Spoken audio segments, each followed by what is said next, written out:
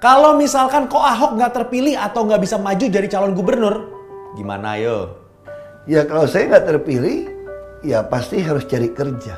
Harus kerja sama orang, mungkin ngelamar ke perusahaan profesional, bisa jadi komisaris atau jadi apa saya nggak tahu. Itu saya kerja, mungkin jadi pembicara. Kalau mau bayar ya 20 juta, 50 juta lumayan lah. Kita nggak tahu apa yang terjadi di depan. Ko Ahok tuh bisa aja nanti jadi gubernur, bisa juga jadi presiden mungkin. Tapi bisa juga Ko Ahok berakhir di penjara.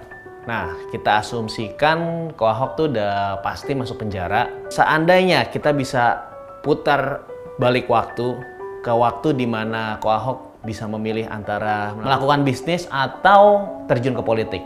Pertanyaanku adalah apakah Ko Ahok akan melakukan langkah yang sama? Sama. Karena penjara nggak bisa menahan saya punya ide maupun perjuangan saya. Kecuali saya penjara sebagai koruptor, itu memalukan. Kalau saya di penjara karena ini, saya adalah patriot buat bangsa ini. Di zaman pasca reformasi, saya adalah patriotnya. Nah, saya nggak pernah nyesal untuk itu. Apa yang akan Ko Ahok lakukan terhadap sekelompok kecil orang yang mengatasnamakan orang banyak, tapi juga mengganggu kepentingan orang banyak tersebut? Tapi dengan catatan ini tidak menyangkut suku, agama, ras, dan juga ini didukung oleh kepentingan dan power yang jauh lebih besar.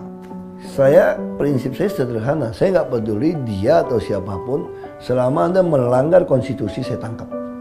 Baru menegakkan. Kenapa pemerintah dikasih senjata? Untuk menegakkan peraturan, bukan melanggar HAM.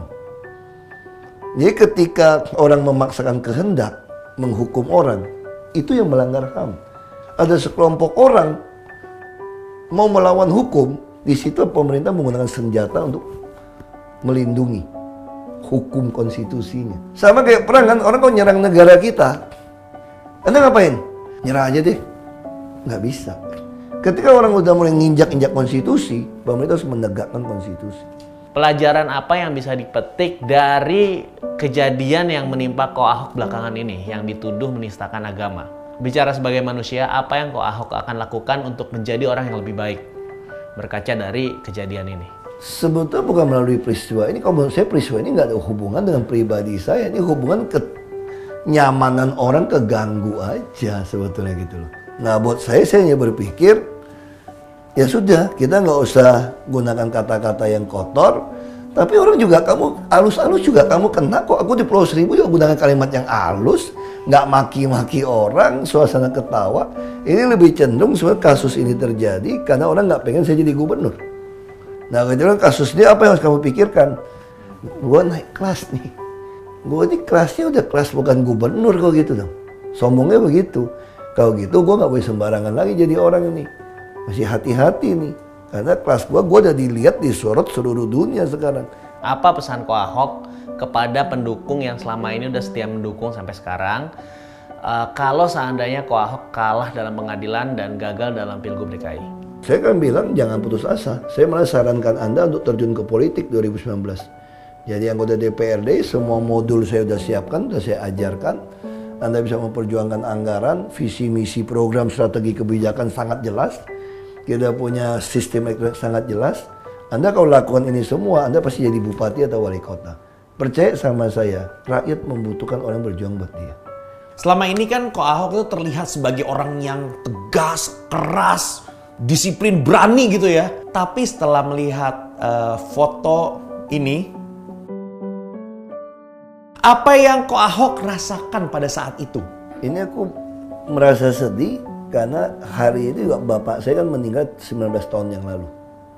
Nah jadi saya merasa waktu dituduh nistakan agama itu, bapak saya gitu baik sama orang muslim, punya saudara angkat baik orang muslim, punya sepupu juga muslim. Saya merasa ngomong kasar gitu ya, saya marah. Kok nuduh sama gue fitnahnya fitnah yang lebih bagus, kenapa gitu loh. Kenapa lu mesti fitnah sampai gua tuh menista agama bapak angkat gua gitu. Itu aku nggak terima, tapi aku nggak mungkin marah di sidang karena bisa contempt of court. Nah, saya juga bukan orang yang nangis seperti dengan bapak. Saya cuma nangis ketika bapak saya meninggal. Sebentar. Jadi kemarin itu aku nggak bisa tahan, kan dibawa marah juga. Nah itu jadi ya, pas waktu selesai masuk, kakak saya kan dia ngerti banget gitu loh. Dia cuma bilang, ini kita harus tabah hadapin ini. Kita harus hadapin bersama ini. Apapun yang terjadi gitu. Makanya aku bilang, ya aku lihat dia nangis ya aku teringat ketika orang tua meninggal. Aku sih nggak nangis lagi, cuma lihat dia sedih ya. Akhirnya aku bilang, udahlah kak, kita hadapin aja lah. Nah itu ya, tapi orang tetap aja bilang gue main sandiwara lah, air mata buaya lah. Apa yang gue nangis depan umum gitu? Kamu nggak bisa tahan lagi udah gitu, karena nggak bisa marah. Teringat bapak saya gitu, mana mungkin gue nista agama Islam, agama orang tua angkat gue semua. Saya berharap seluruh masyarakat Jakarta tanggal 15 Februari ya jangan lupa datang ke TPS. Dan Anda juga bantu kami memfoto semua hasil pilkada itu supaya tidak ada kecurangan. Nah ini bisa Anda upload di aplikasi-aplikasi yang tersedia.